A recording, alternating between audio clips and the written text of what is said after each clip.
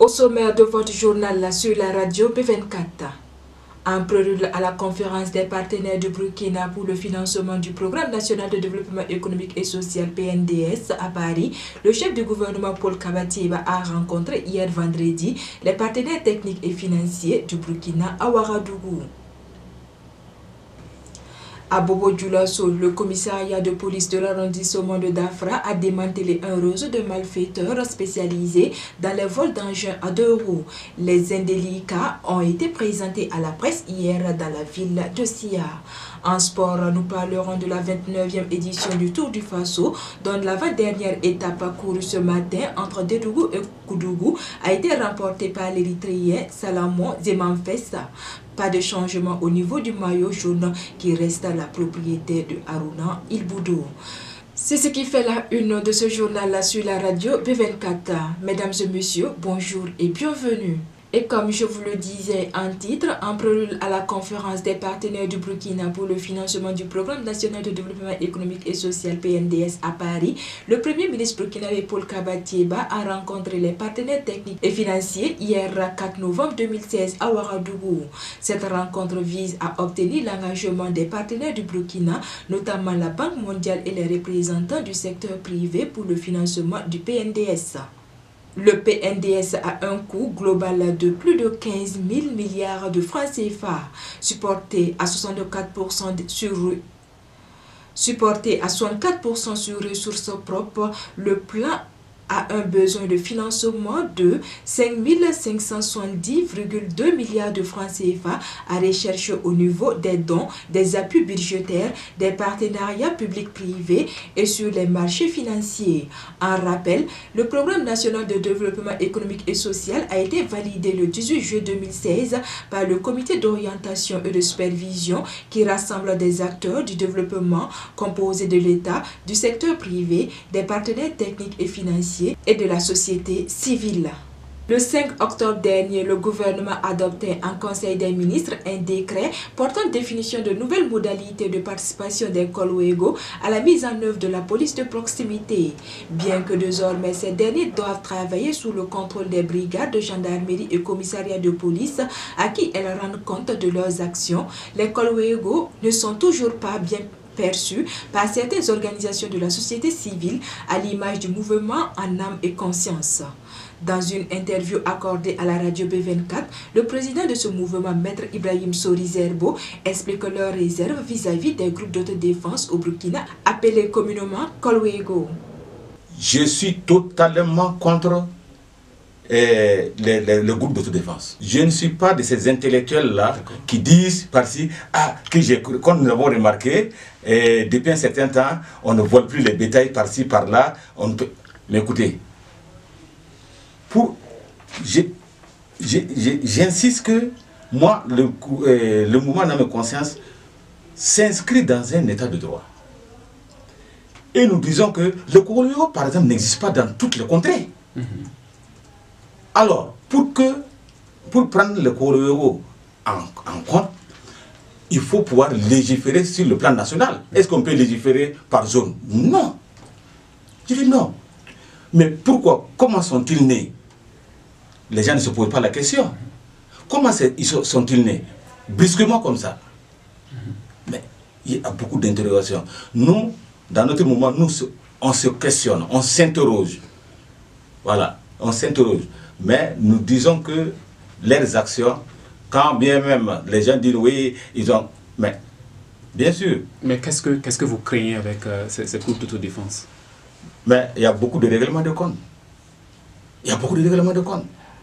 Imaginez un peu des Kolwego au Burkina Faso qui traversent même la frontière, qui rentrent chez les voisins. Il n'y a rien de problème. Et quand on veut les légaliser, entre guillemets, les légaliser pour en faire une police de proximité. Mais la police de proximité, ce n'est pas aujourd'hui. Ça, plus de 20 ans en arrière, comment on appelle ça, la police nationale a... Parce que les habitants ne coopéraient pas. Il y avait le numéro vert depuis longtemps. Mais pourquoi? C'est le Kolwego. Non, dans tous les quartiers, si les gens coopèrent, je crois que c'est la police de proximité. Parce qu'il ne faut pas donner des récépissés à des gens comme ça. Moi, en tout cas, notre position est assez claire. Soit nous sommes dans un état de droit, ou nous sommes dans un état de non-droit. Toute autre chose à présent, du 4 au 10 novembre prochain, se déroulera sur l'ensemble du territoire une campagne nationale de vaccination contre la méningite. En prélude à cette campagne nationale de vaccination, le district sanitaire de Kamti a organisé une rencontre d'information et de plaidoyer le jeudi 2 novembre 2016, rapporte l'agence d'information du Burkina AIB. Selon le médecin-chef du district sanitaire de Kamti, Dr Salif Paré, la campagne de vaccination contre la méningite à méningocoque A avec la MEN-Afrique-Vac vise une souche virulente qui est responsable de la plupart de nos épidémies. Depuis la campagne de 2010, les études ont permis de constater une régression considérable du taux d'incidence de la méningite. Selon les statistiques, depuis le début de l'année, la région du Sud-Ouest a enregistré 21 cas suspects, 18 avérés et 2 décès. Pour la campagne qui va se dérouler du 3 au 10 novembre 2016, le responsable du district appelle les forces vives de la commune à s'impliquer dans la sensibilisation. Je cite, « Nous voulons que 100% de la tranche soit vaccinée ou à défaut 95%, a-t-il souhaité. » À la fin des échanges, le maire de Périgban, Denida, a déclaré avoir commencé la sensibilisation de la population avant la rencontre du plaidoyer. Restons toujours dans la région du Sud-Ouest où la Direction régionale de l'agriculture et des aménagements hydrauliques de concert avec le projet riz pluvial a fait l'objet d'une visite commenté dans le bas-fond risicole de Kipidara le jeudi 2 novembre 2016. Pour le responsable du projet riz pluvial Amadou Tiambiano, les actions de son projet visent à contribuer à accroître la production du riz sur toutes les chaînes de la filière. Ainsi, les sections des formations et des appuis conseils sont exécutées chaque année pour renforcer les capacités des acteurs. Il a aussi indiqué que la visite commentée vise un renforcement des acquis du projet et d'ajouter qu'elle est une occasion de présenter les résultats obtenus et les technologies appropriées diffusées. Le président du groupement Sandara, Alassane Ouedraogo, a salué le projet et les partenaires pour l'aménagement de 500 hectares. Je cite, « Nous avons commencé avec une petite portion de terre et nous avons constaté que la culture du riz est bénéfique. Face à ce constat, nous avons demandé l'aménagement, a-t-il dit. En plus, il a déclaré que la clé de réussite du groupement réside dans l'entente et le respect des engagements pris. » Le commissariat de police de l'arrondissement de Dafra à Bobo Dioulasso a démantelé un réseau de malfaiteurs spécialisés dans les vols d'engins à 2 roues. Lors d'une conférence de presse ce vendredi 4 novembre 2016, ils ont été présentés aux journalistes. Il s'agit de 4 présumés brigands et de 3 receleurs d'engins volés. Selon des policiers, ces hommes usaient de fausses clés pour s'emparer des engins à 2 roues.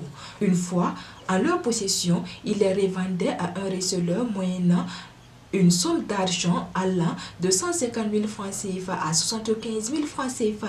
Ils opéraient dans des villes de Ouagadougou, Bobo Dioulasso, Orodara et dans des pays voisins. Ce réseau de présumés malfrats a pu être identifié grâce à un citoyen digne de foi. Les investigations ont ensuite permis de mettre le grappin sur cette personne. Et parlons sport pour clore ce journal et notamment du cyclisme.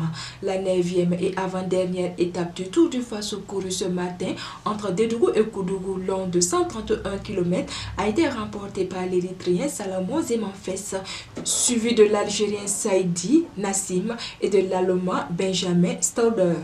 Mais le maillot jaune reste toujours la propriété du Burkinabé Harouna Ilboudo, qui n'est plus qu'à une petite seconde de son poursuivant au classement général, le Français Vincent Grassic. Demain, ce sera la dernière étape Corsimoro-Ouagadougou. C'est tout pour l'actualité de ce samedi sur la première web radio du Burkina. Mais l'actualité continue sur www.radiob24.com.